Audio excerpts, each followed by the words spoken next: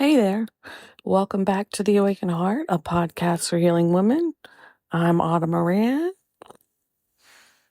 All the things I always say of all the things, I guess the most important thing that qualifies me to take on these topics is that I am a licensed professional counselor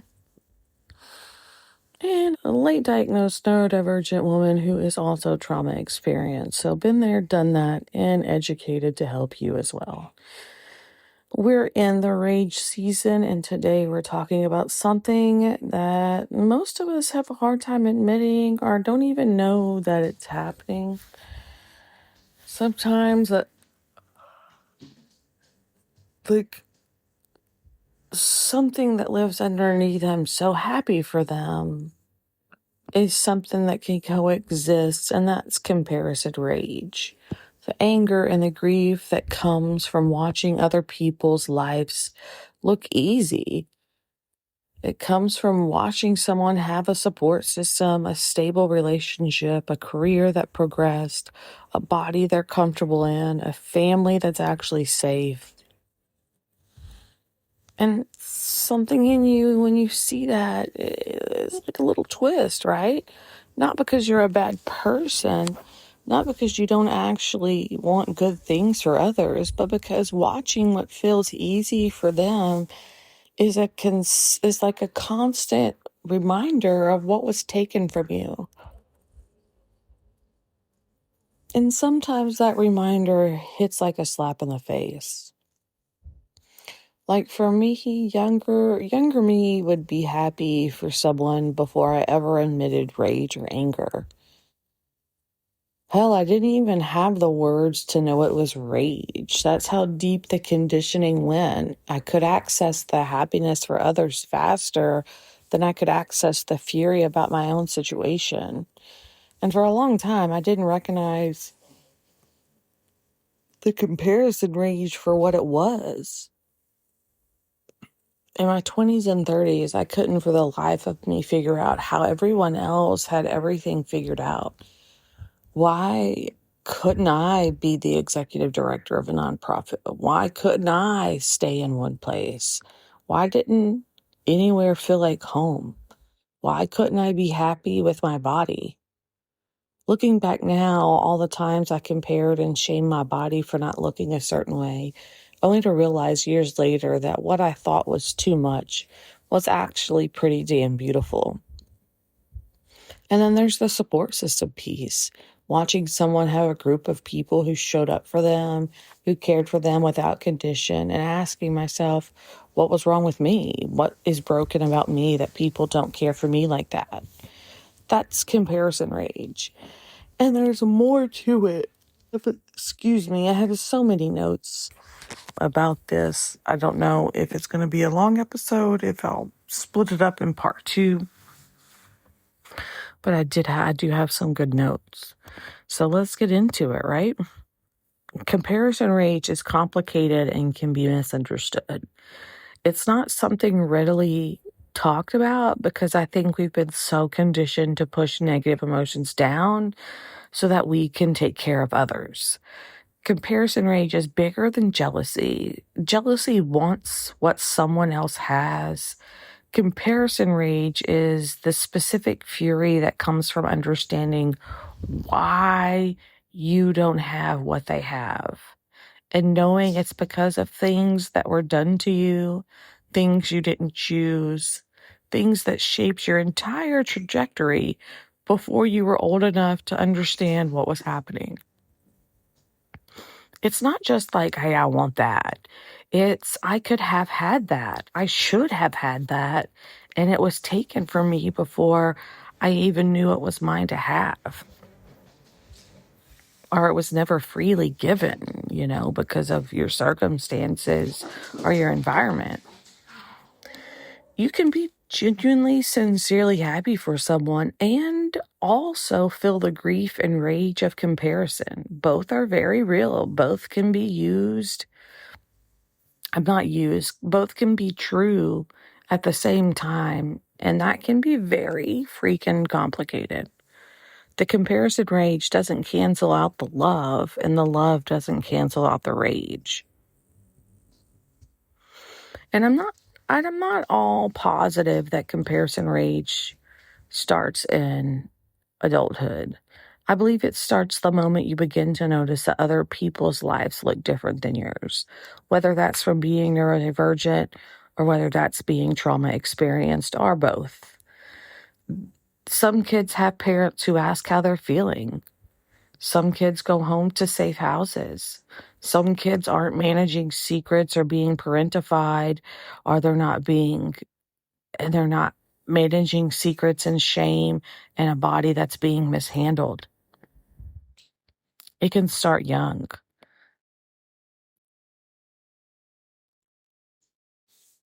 I mean, this isn't like a super rage forward episode, and it isn't grief forward. It's a little bit of both because comparison rage holds both rage and grief simultaneously. The rage is that this is unfair. I worked so much harder for so much less. The grief is I genuinely don't know what my life could have been. And you don't have to choose which one to feel. You can choose both. So I want to break it down into categories about where comparison rage can show up. So first off, I've said it already, but I'll touch on it again, is the support system, right? Watching someone have a group of people, a real one, right? People who show up without being asked, people who notice when something's wrong, people who call just to check in, people who come when things fall apart. And asking yourself, what's wrong with me that I didn't have that?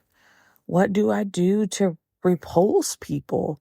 Why doesn't anyone care for me like that? For people who have been told their whole lives that they're too much, too intense, too needy, too loud, watching someone be genuinely, effortlessly loved by a whole community can feel like proof of everything you were told about yourself. But that's not what it's proof of. People who have support systems didn't just earn them by being better people. They had safe childhoods where they learned to attach and trust. They had families that modeled healthy relationships. They had nervous systems that weren't wired for hypervigilance in social situations. They had neurodivergent needs that were either met or absent from the equation.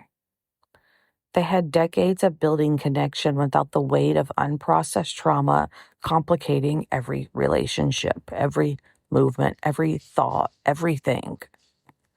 Because if you've made it this far, I think we're all understanding that trauma, especially sexual trauma, can take up a lot of space and discolor a lot of experiences for you.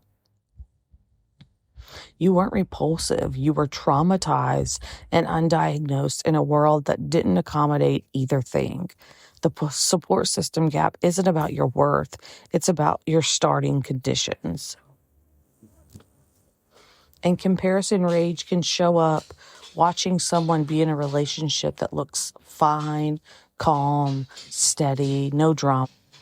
And for many, not even really believing it's real. Like you could see that and be like, oh, that's crap. That's not real. Behind closed doors, there's something up. Not because you're cynical, but because your nervous system has never experienced a relationship that wasn't shaped by your trauma responses, your freeze, your fawn, your hypervigilance, your tendency to mistake intensity for love because intensity is all you know. What looks boring to your trauma-wired nervous system is actually safety, and you've never known what safety feels like in a relationship, so it reads as fake. And what about the social cues, right? The unspoken rules, the emotional back and forth that neurotypical couples seem to manage without effort? That can all feel like watching people speak a language you were never taught. You're working harder in every relationship, masking, scripting, decoding, trying to meet needs you can't always read. communicate needs you can't always articulate, navigating intimacy that your nervous system sometimes approaches with the same freeze response that your trauma installed. It's not just emotional, it's neurological. And watching it looks easy for other people. Watching like other people make it look easy is genuinely enraging. What about the body, right? Watching people be comfortable in their bodies, not even loving their bodies, just inhabiting them, moving through the world without the running commentary, the shame, the disconnect, the freeze that can happen during intimacy, the complicated relationship with physical sensation that comes from having your body violated, right? Like it's hard to watch other people live comfortably in their body when yours has been violated. For many of us, the comparison isn't even to someone with a better body, so to speak. It is someone who just seems to live in their body without it being a battlefield. The body shame comparison often comes in retrospect too, like looking back at your own body at 25, 30, 35, and seeing that it was beautiful.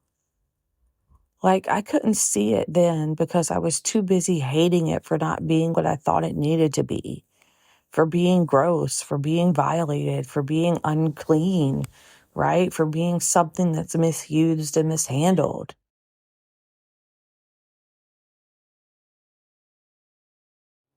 Knowing what I know now, my body's been beautiful this whole time.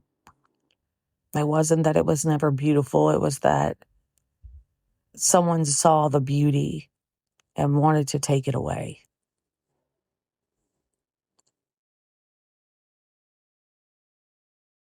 What about career? Watching someone be successful, be seen, be promoted, be funny and charming and politically savvy in workplace environments. And knowing you could do their job, probably do it better, be more, but you couldn't play the game right.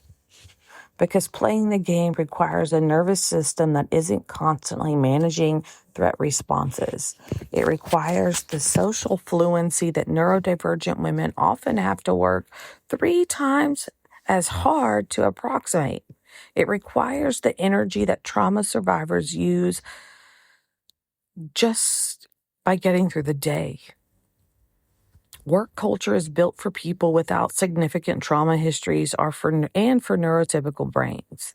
The politics, the schmoozing, the unspoken rules of who gets seen and who gets passed over, none of that accommodates you. Watching someone succeed in that system while you couldn't, knowing it wasn't about your competence but how the game is rigged against you, that's its own specific fury. Sometimes comparison rage shows up when you watch people have families as well, either of origin or of their chosen family, and that they're genuinely safe, where people ask how you're doing and mean it, where gatherings aren't minefields, where love is expressed without strings, without conditions, without harm. And grieving quietly or loudly that you didn't get that you're building something that other people started with. Like that's another really big one, right? Like you're working so hard, maybe 10 times as harder as your counterpart, but they're just superseding you by just playing the game, by doing things that seem unfair, unjust. Another struggle is parenting. Watching people parent from a place of wholeness, people who grew up with safe parents and are now being safe parents, who don't lie awake wondering if they're repeating patterns, who don't have to actively parent against their own conditioning in every difficult situation. For those of you who are parents, this comparison can be the sharpest one of all. You love your children fiercely, and you are also parenting with wounds that haven't fully healed, with a nervous system that sometimes gets triggered in the middle of ordinary parenting moments. Maybe you have that constant fear. Am I enough? Am I hurting them without knowing it? Am I giving them what I never got? The hypervigilance, the guilt, the moments where you recognize something your parent did coming out of your mouth, right? Repeating what you've done, being your mother, being your father, being your caregiver, and feeling the horror of it all. The tremendous effort it takes to parent consciously, intentionally against the grain of everything you were shown is so freaking hard. People who didn't start where you started don't have to work this hard to parent well. They just parent from a baseline of having been parented well enough. You're doing something much harder. Parenting while healing. Parenting while also doing the work of becoming the parent you needed. Parenting while being a whole, complicated, traumatized, neurodivergent, healing human being. That's not failure. That's one of the hardest things a person can do. And your children, even if the path hasn't been perfect, have a parent who chose to heal, who chose to see clearly, who chose to do better, even when doing better was the hardest possible freaking thing. And that matters more than the comparison will ever show you. Your efforts matter so much. Another one that I think is hard when it comes to comparison rage is watching people have uncomplicated intimacy, watching people be touched without flinching, watching people be sexual without having to negotiate with their nervous system first, watching intimacy look natural, easy, wanted, uncomplicated, when yours has never been any of those things. Your body learned that touch meant threat, that closeness meant danger, that the most intimate parts of yourself were not safe, and that wiring doesn't switch off because the abuse ended. It shows up in your relationships, in your body's response, in the moments where you want to be present and your nervous system takes you somewhere else entirely different. Watching someone experience intimacy without that weight, without the internal negotiation, without the freeze, it's its own specific kind of pain. You're not broken. You're wired for survival in spaces where others were wired for connection. That's not a character flaw. That's what sexual trauma does.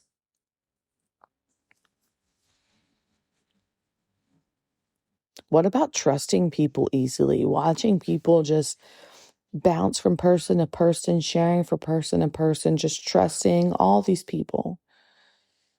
Watching someone extend trust as a default, oof, who don't scan every room for threat, who doesn't read every interaction for signs of danger.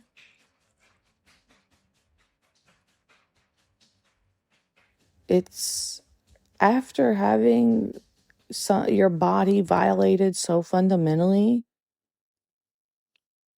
trust as a whole concept had to be rebuilt from the ground up. I mean, nervous system speaking, it was already wired for hypervigilance because of neurodivergence, already processing more sensory and social information than most because of neurodivergence. Adding sexual trauma on top of that means your threat detection system is constantly running at full capacity all the time. That's exhausting.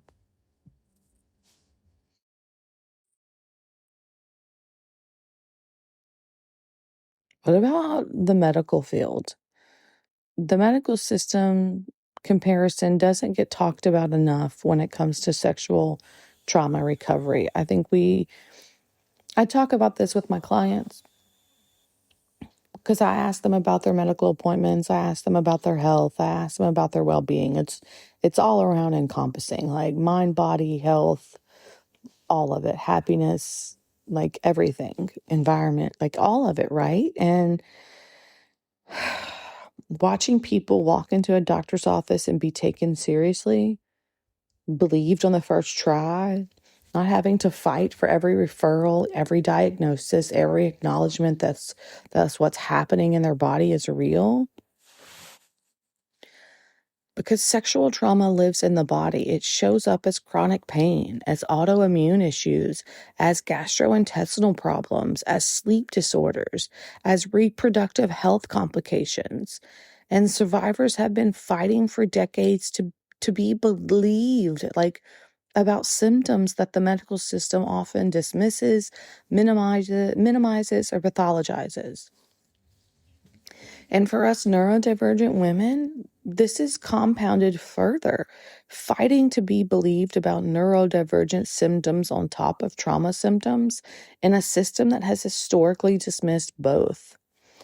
I mean, I've seen it even over the last 10 years in the mental health field, where like psychiatrists just by default typically would not assess or diagnose a female with ADHD. They had to treat the anxiety and the depression first. And it was like, all you had to do was read a couple of studies, psychiatrists, to learn that the anxiety and the depression are side symptoms from the undiagnosed neurodivergence. Like, I figured that out as a baby undergrad. You know what I mean? So it's kind of like, I don't have sympathy for people that are ignorant because, like, all medical people have to do continuing education. Maybe choose one about neurodivergence. Maybe choose one about women and ADHD. Maybe go outside of the box of just men and boys. Because I have seen men and boys just walk right up and say, "Hey, I need help, doc." "Oh, well, you're ADHD, son. Here's all the meds you can have." And I've watched women walk up and say, "I think I have ADHD. I've researched it. I really want to work on it," for them just to be dismissed and turned around and said, "No, little lady, it's the depression, anxiety that's really important. So let's fix this." It's ignorant. It's stupid. It's annoying.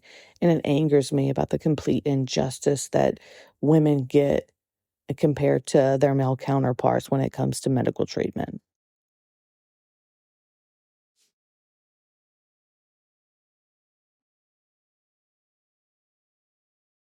So just to be clear, you don't know what fine looks like on the inside for anyone else.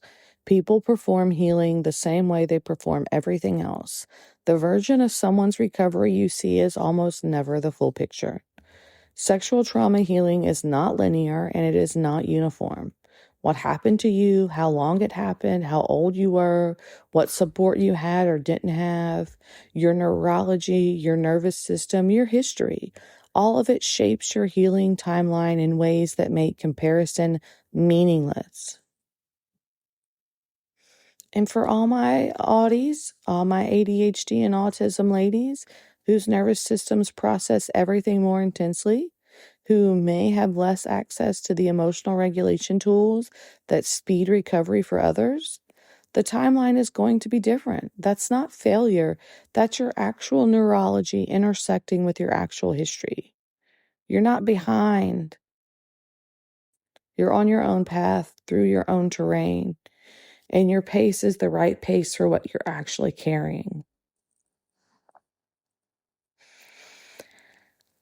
I thought about putting this next section in there, and I thought about taking it out. And even as I see the notes, I kind of want to take it out, but I feel like I need to brush on it. It's about time comparison. It's been so long, I might as well stay. This is comparison rage turned inward, comparing your investment of time against the alternative of starting over and deciding the sunk cost is too high to justify leaving. It's been so long, it's not about the sexual trauma anymore. This is the most heartbreaking one, I think, the gradual normalization of a relationship that was always shaped by trauma. Until the trauma stops being named, starts being background noise, and the "it's been so long" logic keeps things in place.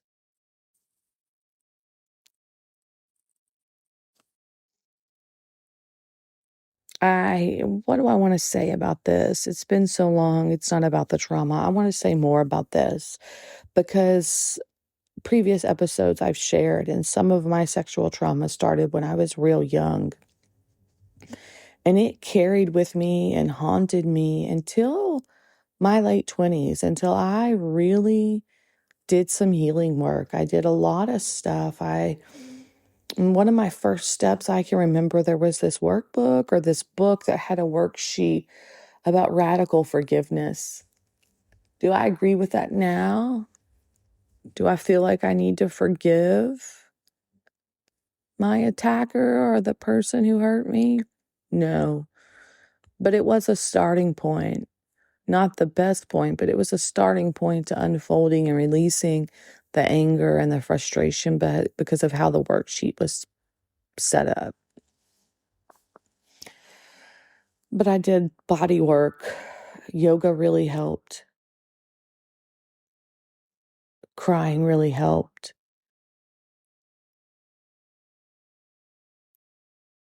A lot of stuff really helped.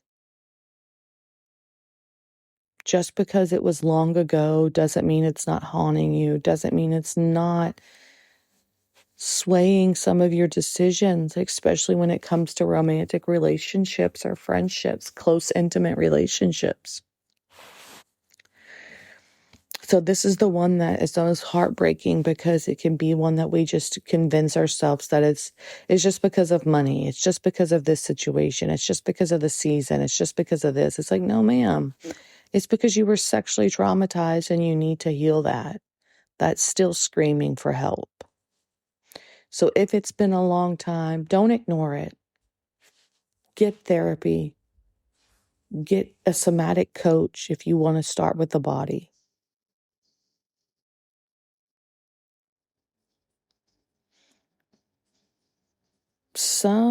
For so many of us, we aren't even consciously connecting our relationship choices, the comparison rage, the sense of something is wrong with me to their sexual trauma history.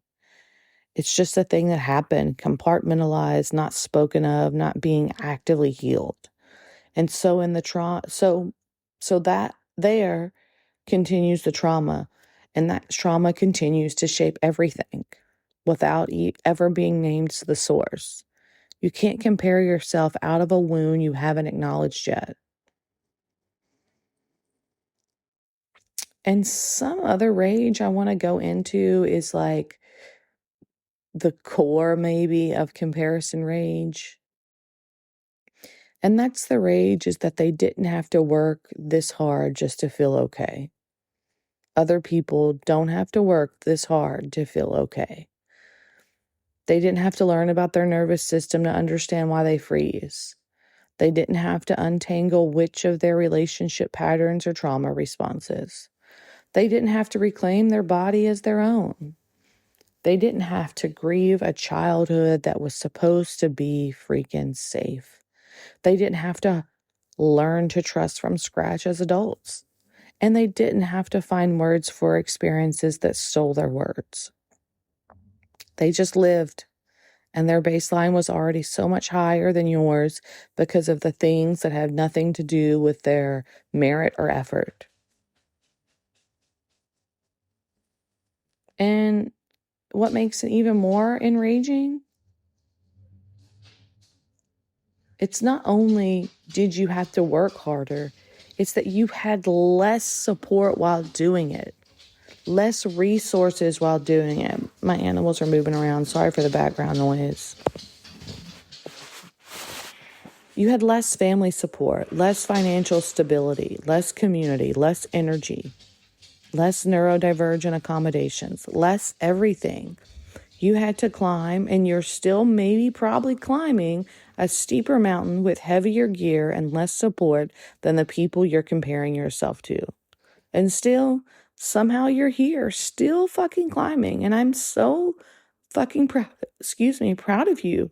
I'm so happy for you. I want the best for you. And this ugliness right now, going through this, acknowledging this, and working through this is getting you one step closer to being free of your sexual trauma. Not that it'll ever go away, not that you'll forget it, but it won't haunt your body. It won't haunt your thoughts, your images. It won't rob you of moments. Everything you've done to get to where you are, every therapy session, every time you name a trauma response instead of acting from it, every boundary you set even though it terrified you, every time you chose to stay in your body instead of dissociating, every morning you got up and did it again. That's work that doesn't show up on a resume. It doesn't translate to visible success markers. It doesn't look like achievements from the outside. But it is achievements, enormous, enormous achievements, the kind that people who didn't have to do it genuinely don't understand.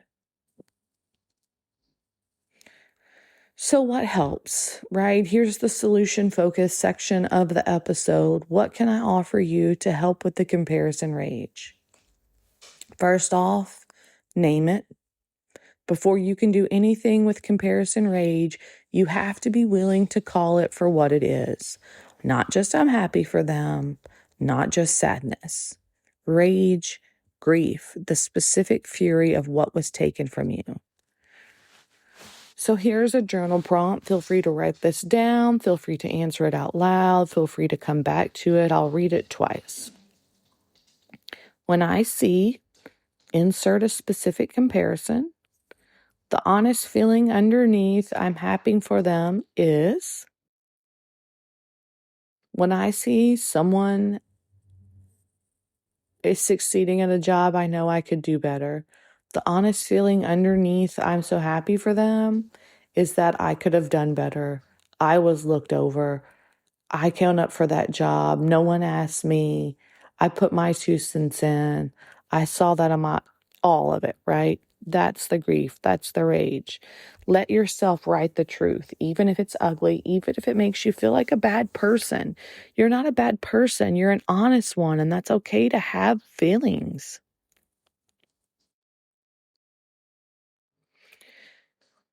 Comparison rage whispers, this proves something is wrong with me. But comparison is not evidence. It's context. Their stable relationship doesn't prove you're unlovable. It shows what was available to people who didn't start where you started. The comparison is real. The verdict it whispers is false because honestly, I always say this, but comparison is the root of all evil. Stay in your lane. Focus on you. Be better than you were yesterday. If you're going to compete, if you're going to compare yourself to who you were yesterday. But the rage is valid, and underneath it is grief, and the grief needs to be tended, not just fueled. When comparison rage hits, after you let the rage be there, ask yourself, what am I grieving right now? What specifically do I wish I had different? Or what had been differently?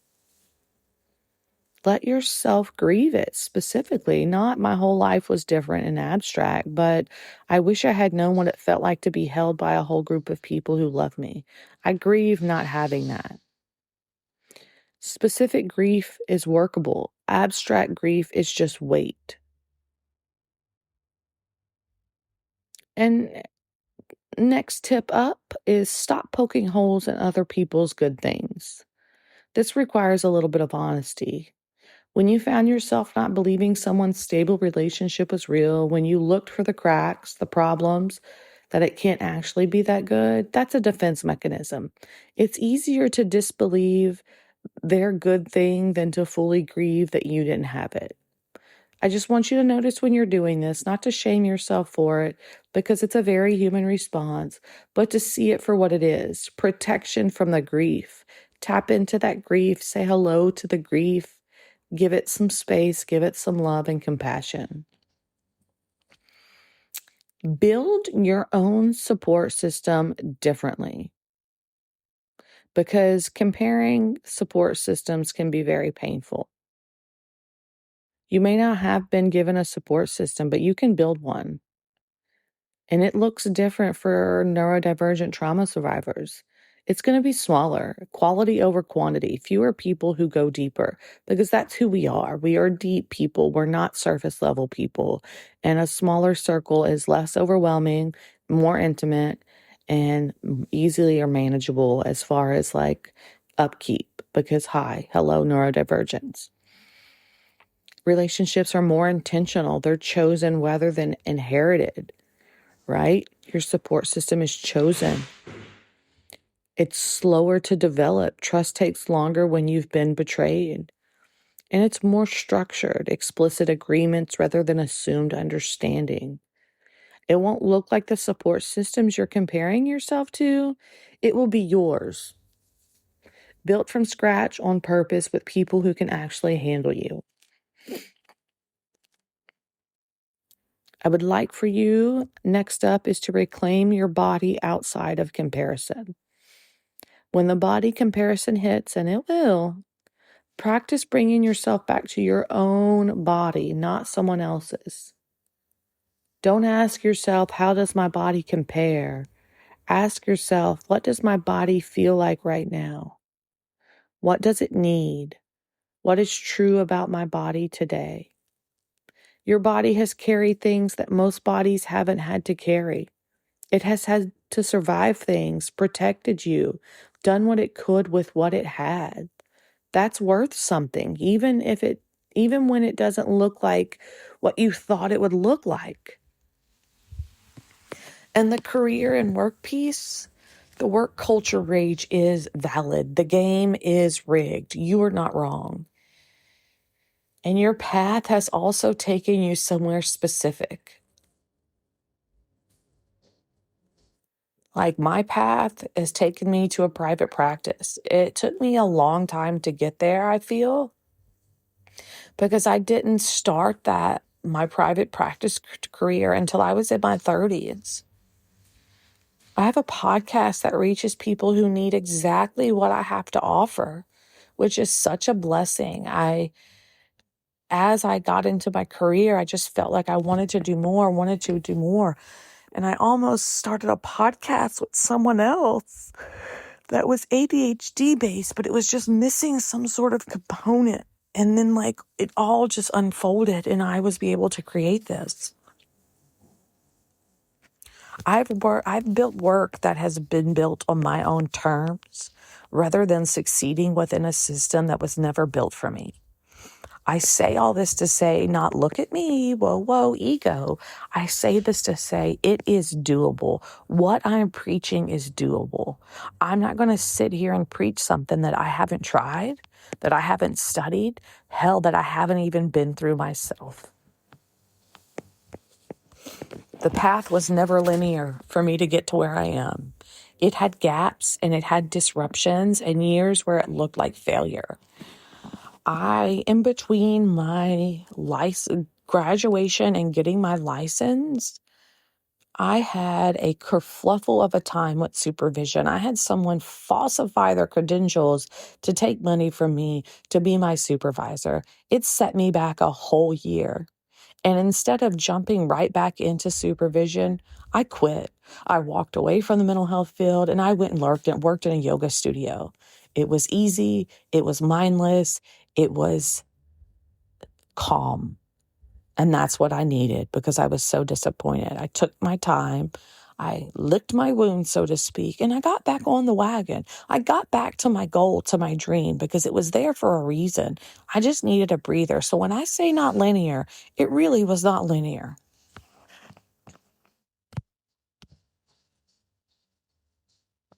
But it also led somewhere that a linear path couldn't have. That doesn't erase the rage at what was harder than it should have been, but it's also true. I've done very well. The path has been hard, but how much success I've achieved by working, by healing, you can't count that. You can't put that on a resume. Neurotypical people navigating neurotypical workplaces, their social structures, their relationship templates, that's not a fair baseline for your comparison. You are doing something they have never had to do.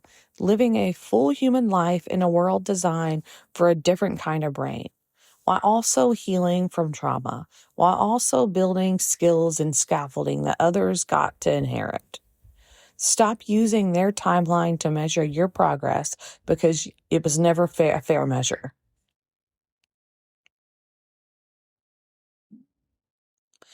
Every time comparison rage hits, every specific thing you compared yourself to, it's pointing directly at something you actually want, something that matters to you, something you're grieving not having. You don't have rage compare about things you don't care about. So when the comparison hits, they have a support system. You deeply want community and belonging that matters to you. That's information. Their relationship looks stable. You want steadiness, safety. You want to know what that feels like. That's information. Their body looks comfortable to them. You want to be at home in your body. That's also information.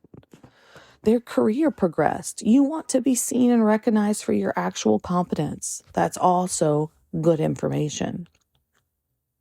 The comparison doesn't prove you're lacking. It shows you what you're building toward.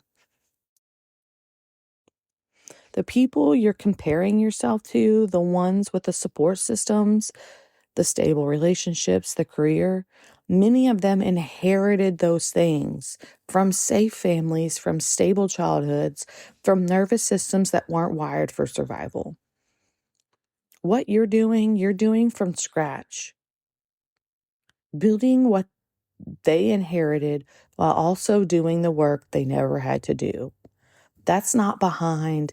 That's a different fucking kind of miracle, remarkable, amazing human being. The grief and fury that lives underneath, I'm so happy for them. The specific slap of watching things look easy for people who didn't carry what you've carried. That's comparison rage. It's real, it's valid, it deserves to be felt, not bypassed, not spiritualized into pure gratitude, not shamed into silence. You worked harder. You are working harder with less support for a longer time, and you're starting from further back. And you're still here. You're still healing. You're still building. The comparison rage is pointing at what matters to you. Let it. Feel the rage, feel the grief, and then let both of them tell you, this is what I want. This is what I'm building toward. This is what I deserve. Not what they have, what you want. Build on your terms in your time.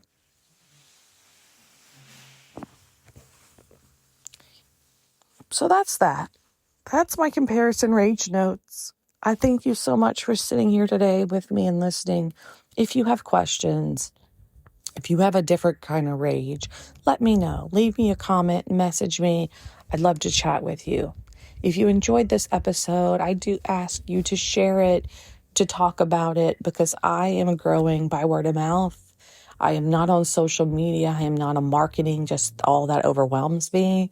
But I want to be able to share this. And with your help, I can. And I thank you so much if you do share and if you do talk about it. That really warms my heart and just fills my cup. In the next episode, we're going to talk about the rage of not being believed, the specific fury of telling your truth and having it questioned, dismissed, or ignored. Until then, take the gentlest possible care of your awakened heart, and the next time comparison rage hits, let yourself feel it fully, the grief and the rage. Both are true, both matter, and both are pointing you somewhere to where you want to be. Take care of you, and I'll see you soon.